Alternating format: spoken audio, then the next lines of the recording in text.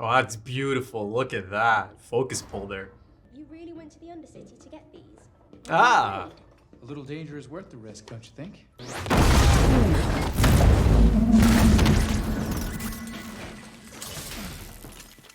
Wow. Okay, bit of a backstory here. Almost immediately. Wow.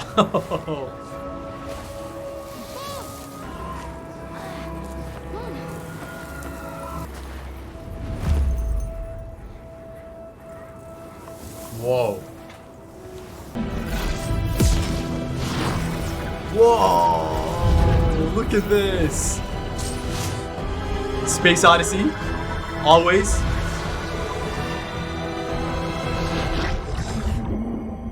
Wow, that was some journey for this young man already, huh? Bit of a mind-opening journey from the looks of it. Oh. Whew.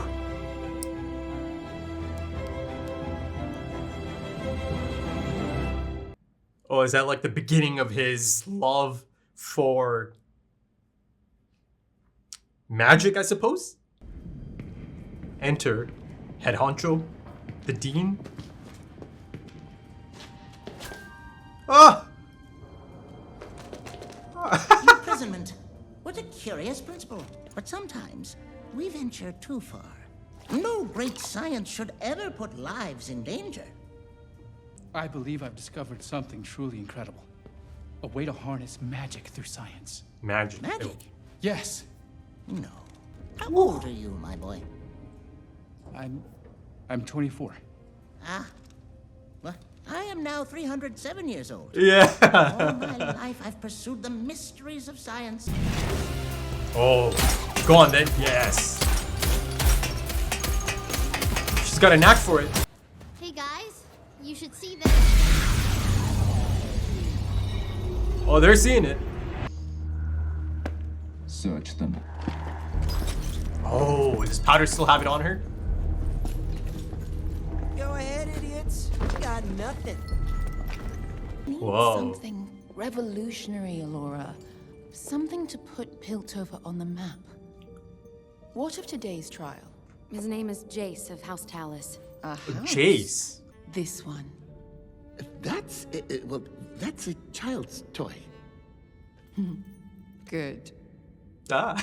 We crossed that bridge once before. We Ah. all know how that ended. You're just protecting your kids. I'm protecting our people. I'll do the same for any one of you. The Vander I knew, the one who built the underground, wouldn't be afraid to fight. Hold on now. Come on. Do I look afraid? No.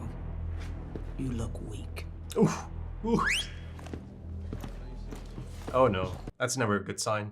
We kicked the Enforcer's butts with just the 4 of us. Imagine what the whole of the lanes could do. Jeez, even Interesting Powder framing wants to there. fight. So why Little aren't man we? to the right. Separated. Vander's gotta deal with the Enforcers. What deal? Okay, yeah, I knew that's gonna come back. For your birthday, Counselor. Oh, Mel, this is too kind. Told it was built only for the sharpest of minds. The cheek.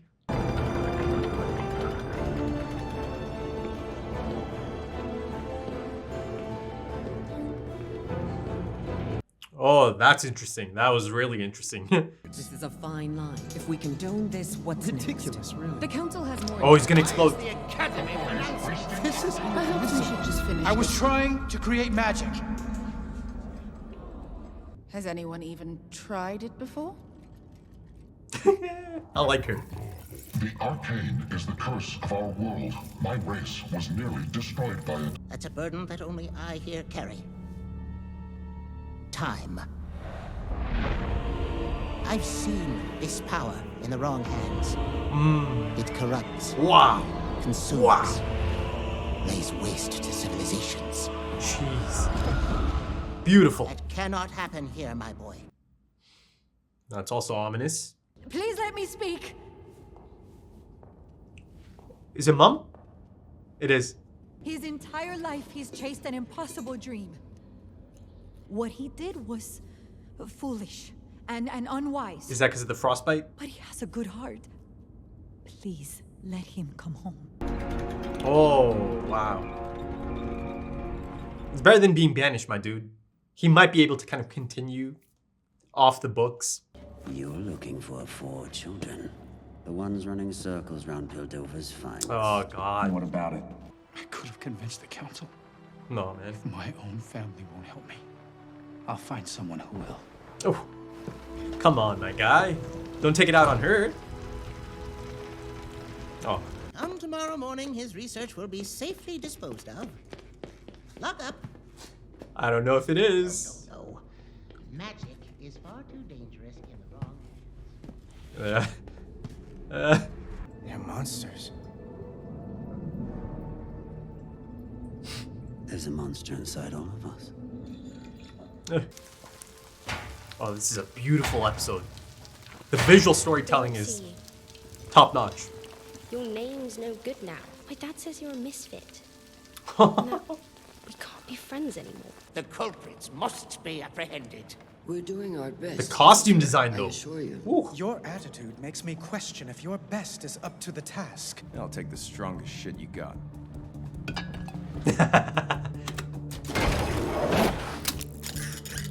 Heads up, kiddies. I ran into an old friend of yours. He had some stories.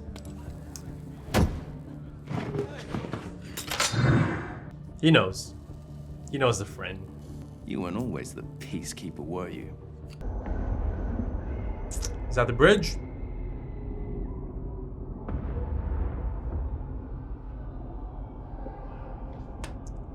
Echoes of the past.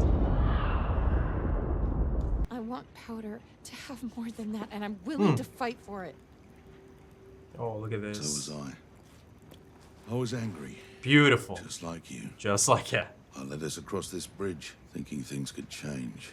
If I hadn't, your parents would still be alive. I know you want to hurt the Topsiders for what they've done to us. Listen. But who are you willing to lose? Milo? Clagger? Powder? Powder? Oh. What are we gonna do? I don't know. I'll figure it out.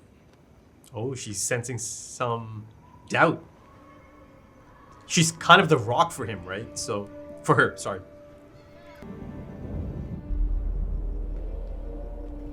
Oh, he's gonna get approached by that guy, right?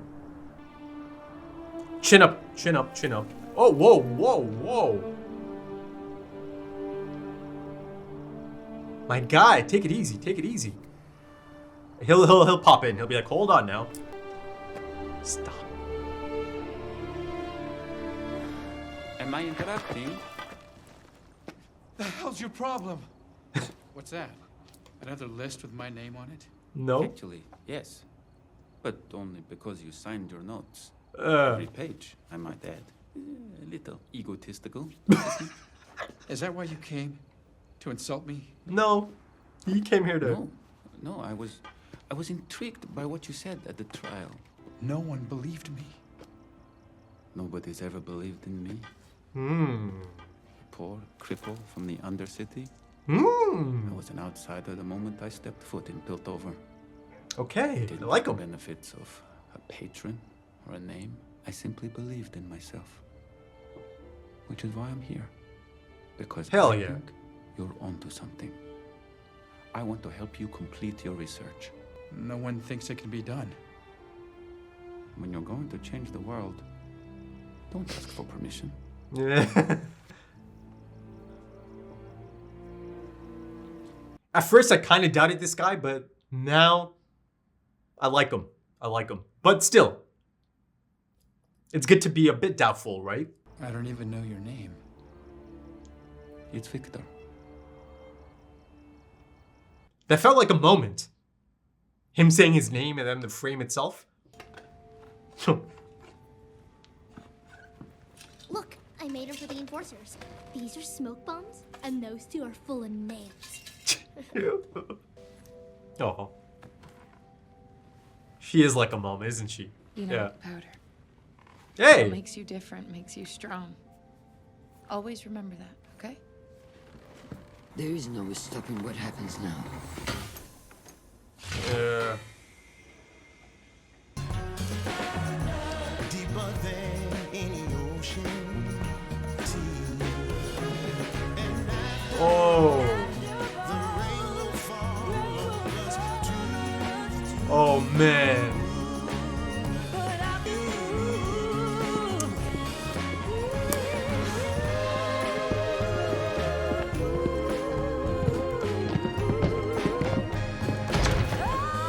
Okay, episode 2 of Arcane. Yeah, that ending is quite the setup, isn't it? Quite the cliffhanger ending. Now, I do feel that there is a bit of misdirection there, and I think I have to credit that to the amazing visual storytelling and the detailed expressions.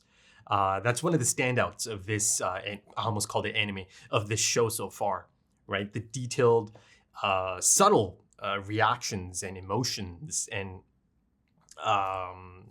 expressions, and especially the eyes. And it's the eyes that kind of tell me that the person that actually comes in there might not actually be the enforcers, right? Her eyes are so emotive in that moment, right? It's a look of surprise, shock almost. Not actually, no, it's not shock.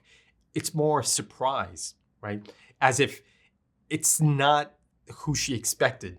That's my takeaway from that final frame of her, a close-up of her eyes. And then, of course, even before that, the fact that she is in there handing herself over to the enforcers, and it appears that she was able to kind of take that little bottle. It's not really a bottle. I'm not sure the exact term, but she was able to kind of swipe it, and she actually got in touch, right? And you see that Vander also kind of realizes once he kind of picks up the stuffed rabbit that she, I guess, kind of got a hold of, right? And she gives it to Powder. And I've got to say, that's a beautiful scene. It's a beautiful scene. The energy you get from that is one of, yes, an elder sister, but also of a loving mother, a guardian figure, right? Their relationship really is quite beautiful, the sibling relationship. And I feel that there is perhaps the beginning stage of another one. Victor, one of the new characters in this episode. I mean, both of them are new, actually. Jayce as well. And I've got to say, I like both of them. I mean, it's an introduction to a plethora of new characters, and a lot of them are really quite intriguing, right? A lot of them, there's a handful of really great new characters in this episode. But you see that in 2 episodes' time, there's a lot of parallels, right? It's a tale of 2 cities, but there's so much in common. Some of the problems are so similar, right? A lot of these things are mirrored, be it Piltover, be it Undercity. So I'm really, really enjoying this. I'll come back to that. Let me focus on the ending first. And I mentioned the really detailed and subtle reactions and expressions on their faces. No dialogue needed, right? You see the moment Vander realizes, oh no, she's doing this thing, right? It's a difficult situation, isn't it? Because on one end, he can probably be quite proud of her for making this choice, for taking responsibility, and coming to this conclusion, because she was so dead set on the other, stance or other approach. Let's take the fight to them. And as I was kind of mentioning in the first episode or in the discussion, yeah, he sees a lot of himself in her, right? And that does turn out to be the case. I mean, there's a lot of fantastic scenes in this one. Another one is the one by the bridge, right? He brings her there again. And of course, at first, he's a bit frustrated because she still doesn't quite get it. And again, you can't blame her either. She's a young person. But ultimately, the choice she makes is quite a mature choice, right? Though, like I said, it's a case of, okay, I'm kind of proud of her, but no, of course I can't allow her to do this. So I do believe it's a bit of a misdirect. It's a common approach. Sometimes you get a few scenes out of sequence. It's making it look like the enforcers are about to come in, and they are going to come in. But I think Vi in there is perhaps at a different time, maybe a bit earlier, right? That's why I think her reaction is one of, oh, okay, this is not someone who I was expecting. So yeah, I think it's kind of showing us a sequence out of order, or the scenes out of order. But I've got to say, her coming to that conclusion and making the choice, yeah, it's a pivotal moment, isn't it? I mean, it's impressive for sure. It is. And you have to give her a lot of credit. And ultimately, it is for her sister, Powder. And that scene does feel like a goodbye scene, doesn't it?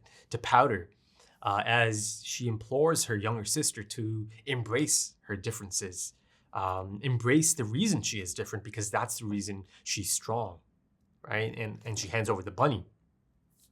Again, it's still a bit jarring that she's kind of so happily constructing bombs and nail bombs and all that. It's not normal. It's not normal per se. And also on that front, is this just like a hobby? Did someone actually teach her how to kind of construct this, or at least give her like the basics? I guess they don't really find it that crazy, that she is kind of constructing nail bombs. And the intention is to get the enforcers, isn't it? And even though that scene is really quite beautiful, I can't help but think about the potential loss of innocence through Powder, right? There's a strong sense of that, isn't there? The things that could play out, or how things might play out for that character, because it's rough out there. The situation they find themselves in is quite rough. And there's only so much you can do to protect someone like Powder. But yeah, she certainly does her part. At least she's trying to do her part, her older sister, that is. So it's great to see that conversation actually does get through to her, doesn't it? By the bridge, her and Vander. And, this whole notion of, the sacrifices you might have to make, or the things that might be out of your control if you go down this path, right? And the risk you might be taking on by going down this path. And, Vander's been down that path. He's been down that road, and he's coming back. And now he's kind of imploring the young one to exercise some caution, exercise some patience. And, this episode is actually full of that. The older generation kind of imploring the younger generation. And yeah, you see that a lot of the older generation, including the dean, Heimerdinger, right? Who's cute as hell, but yeah, even he, or even it, appears to have this trauma, this internal struggle, just this internal pain that it's been carrying for centuries, right? This is a being that's been around for 300 plus years, and the only one that has the burden of carrying time. I thought, the delivery of that, or the notion of the burden of time, is such a interesting concept, isn't it? The burden of time is something I've come across in some of the other things I check out on the channel. The burden of knowledge, long forgotten knowledge and time. So yeah, I'm certainly quite excited to discuss that part of this in a bit. But coming back to Vander, a thing I kind of overlooked, or just didn't really even comment on, is his own potential trauma, because I was so focused on the young girls, the sisters. But you see that Vander actually has a lot of internal struggle as well. I mean, that was clear in episode 1 as well, but here in episode 2, you really get to see it, right? That he also has a lot of baggage. In fact, it even feels like he has this crippling sense of helplessness, right? In the face of the situation, because he sees it. He sees how it's going down. And to him, it feels like, oh my goodness, it's coming. It's coming. I know it's coming, but there's nothing that can be done about this, right? Over the span of these 2 episodes, there's this really strong sense of, heightened tension, right? That it's escalating. Moment to moment, it's escalating. It's building towards the boiling point. Now, I'm not implying or saying that he should take up that role again, and he should be at the front lines, or in the front lines, leading these freedom fighters in yet another revolution. No, not at all. No. But unfortunately, it feels like it's inevitable. Grayson believes maybe there is there is something to pull it all back. This all-out war that might happen because of Marcus's actions as well. Because, this young gun, again, another one that's kind of feeling underestimated, feeling underappreciated, someone who wants to make a name for himself, someone who wants to get noticed. So he's kind of out there, trying to puff his chest out, trying to make things happen. And he's done some shit here. And, it appears that he also has some type of deal now with the scientist guy, the crazy eye scientist guy. And, of course, the history. The history there appears to be a fascinating one. And I'm really quite excited to get into that aspect of it, Vander and the scientist guy.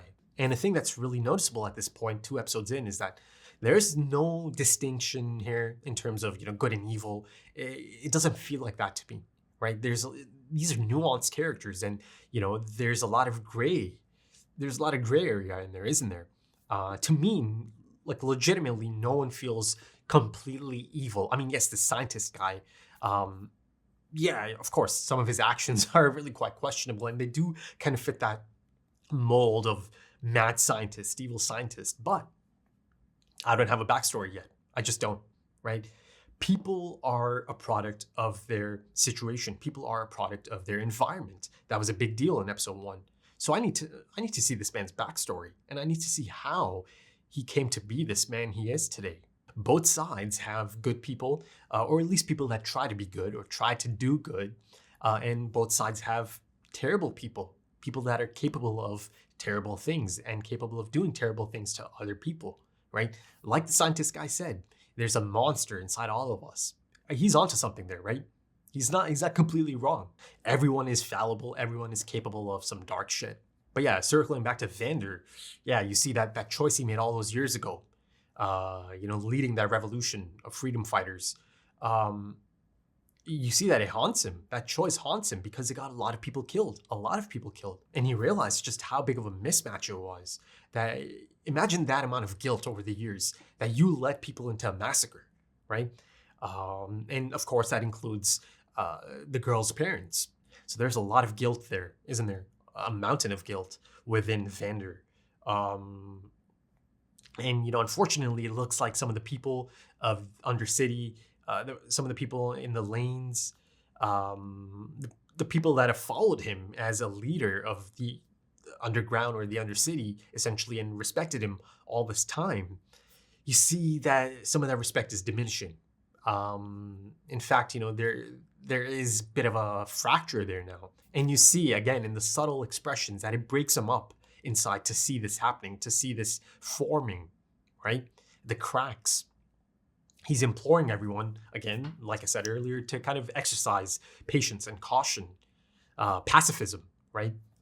He's a changed man for sure. That trust they had in him, it's beginning to slip because, these are hardened people, right? These people, they're being attacked. They are being put under a lot of pressure, and Grayson mentioned something about a lot of commerce being shut down as well. If it wasn't already such a difficult and miserable lifestyle to be a part of Undercity, to be in the lanes, to make a living down there, imagine now once the enforcers are enforcing, right? So of course there's a lot of anger because of that, and they want to fight back. But again, Vander, he wants to avoid conflict. He wants a peaceful solution. He wants to keep the peace. He does, but even he knows that, okay, it's slipping through his fingers. But yeah, it feels like, this concept of history repeating itself is certainly at play here, isn't it? Even though there's important reminders and warnings about the past, about that bloody past, be it through the Dean, be it through Vander. All of these old heads have a lot of experience and knowledge. But yeah, let's kind of move on to some of the other things. Still quite a bit to get through here. A thing I was kind of thinking about is how exactly are they going to balance, the character building aspect of it and the world building aspect of it, given the fact that it is only 9 episodes, right? Though of course, it's not as short as an anime episode. They're at least 33 minutes. I think this one was a bit shorter than the first episode, but I'm guessing it'll be kind of, back and forth. Some of them might be similar to this. Some of them might be a little bit longer. But yeah, I think this one, this episode strikes a perfect balance. It really does. It was exciting. A bunch of lore drops, some fascinating backstories. Jayce, specifically, and his mother. That backstory is just riveting, isn't it? I mean, that sequence, that sequence, that animation, that piece of animation is some of the most beautiful and stunning animation I've seen in anything. It's mesmeric. It's just gripping, right? You're kind of left just gawking at the screen. And I really hope there is like a detailed behind the scenes type thing, right? A making of documentary or something, so I can just kind of appreciate, right? Even a bit of it. Of course, it's impossible to kind of show the audiences the entire process, but I just want to appreciate it, man. Anything I can kind of get my hands on, of course, after the 9 episodes. But yeah, I'm really quite excited for any sort of making of, because you can tell, man, you can tell so much love and dedication and effort. It's a labor of love. That's for damn sure. All of that has gone into the making of this, into the production of this. So I want to show, some appreciation for all of that, right? To see how they actually put it all together. But yeah, that sequence is stunning. And of course, Space Odyssey and the Stargate sequence, it's an all-timer, right? It transcends film. You can find the inspiration, you can find those references across every single medium. Gaming, anime, this type of animation, other films, shows. I mean, the reference that is here in this sequence feels like it's ripped right out of Space Odyssey. It's beautiful. It's beautiful. It's like a recreation of it. But yeah, Jayce and his mother find themselves out in a blizzard, out in the mountains. I mean, they didn't really specify just yet the reasoning behind all of that. Maybe down the line, I'll get a bit more of that backstory. But of course, this mage comes to their rescue. And, that moment completely changes Jayce's life. It's a mind-opening experience. It's a mind-altering experience, isn't it? Eye-opening experience. It completely changes the trajectory of his life. And because of that incredible experience, an experience that saved his mother, even though she did lose 2 fingers to frostbite. And that's another thing this show is really excelling at, the subtle details. And I feel like it is really quite the rewarding experience for people that do like to take an inquisitive approach. So much in there. It's just jam-packed. And also, I think it's done a great job of not doing too much hand-holding, right? A lot of fantastic visual storytelling. But also in that sense, I'm not trying to be mean or anything, but for a lot of people, sometimes, it's kind of, right? A lot of times people do need it fed to them. And again, that's not really a dig, but it's just reality. Because you see here that it doesn't spell it out for you, does it? That Vi actually did end up getting that message tube thing. But, by the end of it, there's more than enough there that you can kind of put it together just through the visual storytelling and the tone of it and the feeling you're getting out of that character and certain reactions, right? But I feel like maybe that is something that could be a bit confusing for some. But let me kind of go back and finish my thoughts on Jayce's backstory and that mage who cast that spell to kind of relocate them, teleportation perhaps. But the thing I loved about this is you see just how much of a taxing spell that was. He's struggling. You feel the physicality of it, right? Him really putting it into motion. It wasn't, just like a swish and, just a few hand gestures. This man is really, it's like a tactile, physical spell that had to be put into motion, right? And I love that about this. And, speaking of tactile, I feel that the sound design is really quite noticeable again in this. Be it that guy being tossed through the glass windows of that arcade, be it the spotlight coming onto Jayce at his trial. It really helps in putting the audience in those moments, doesn't it? It really feels like you're inside of that beautiful chamber, right? The trial chamber as the lights go off or the spotlight goes on Jayce. But yeah, going back to the mage casting that spell and relocating them essentially. So the 2 options I kind of thought are maybe he changed the seasons. But I think the most likely here is that he just kind of relocated them from those mountains to a cleaner area, right? So one or the other, essentially. At the end of the day, it's magic. It's the introduction of magic in the story. And, I feel like For people who do know some of this lore or all of this lore, perhaps through the games or the game, this is probably such an exciting episode. I could just tell. Of course, for someone like me, it is exciting to learn all of these new things. And I feel like there's probably a bit too much lore, perhaps, for 9 episodes time, right? Like I said, I brought it up earlier, right? The balance, striking that balance, I suppose, because there is a lot of characters as well. And there's a lot of character arcs at play, like I mentioned in episode 1. But yeah, it must have been exciting for you guys, right? People who do know the game and some of the lore and the characters. And you know, a name drop that felt really significant to me, Victor. I thought that was a moment. It felt like a moment. Oh, I don't even know your name, right? You see that a lot in shows or anime or in storytelling, essentially. And then the guy gives his name, and, you know, there's a nice tight shot. But yeah, you see that over the span of this episode. Jayce is kind of stripped of all of his life's work, all the effort he put into that, you know, since that incredible incident all that time ago. It's all gone, or so it would seem, until this this ally showed up, who's initially kind of set up as someone who you have to kind of look out for. Now, I'm not saying that he doesn't have the capacity to do something, you know, to do something monstrous or terrible, but, you know, I think by the end of it, by the time he does come to Jayce and he brings his notebook to him, Victor, that is, I like him. I really do.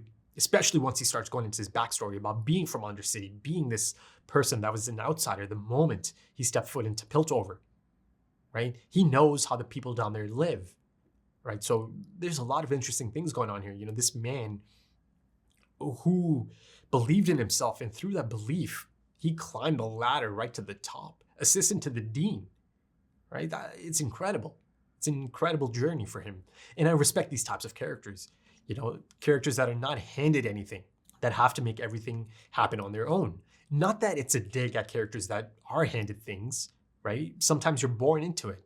It's luck of the draw. It's a flip of a coin sometimes.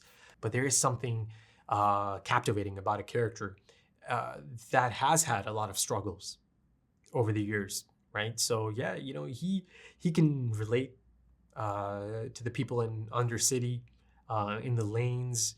So yeah, you know, it'll be interesting to see more of his motives down the line. You know, I can see him potentially trying to do things that could potentially make things better for people in Undercity. You know, because he is sympathetic. He is sympathetic, and he's also sympathetic to Jayce's current situation because, you know, much like how he was underappreciated or underestimated, bit of an outlier, outsider at this point, you know, shunned. He can relate, he can sympathize, so he comes to him. And, you know, in terms of visual storytelling, I thought that one moment of Jayce being behind the gates, right, as he goes to see Caitlin, who can't be friends anymore. I suppose they're friends, right? At first, it felt like that's like a relationship, but she's clearly far too young for the 24-year-old. So I'm going to go ahead and assume that's just friendship, right? Even though at first it didn't feel like it. Yeah, him being behind those gates, really quite symbolic, right? He's trapped, he's being contained, shunned. It really kind of doubles as a jail cell, doesn't it? But yeah, Victor is really quite interested in this hex tech theory of his. So it's exciting. I like this pair up. You know, I feel like there's already a connection there. Even though earlier in the episode it felt like rivals, here it feels like there's almost the beginnings of a brotherhood, right? The whole, you know, concept of sibling relationships is a part of this clearly, right? The main one here being Vi and Powder, but I could see it here as well. Though that being said, maybe a bit of a love interest, maybe, but there is another person that showed interest, Mel, right? Yeah, she, you know, her ears perked up, and she's on the lookout for something groundbreaking. I mean, it's a great establishing scene for that character, the richest in Piltover, apparently, really quite ambitious, right? Really quite open-minded, really quite manipulative. You know, she's good. She's really quite good. But yeah, the concept of magic is introduced, but it's also introduced as something that is restricted. It's a taboo, right?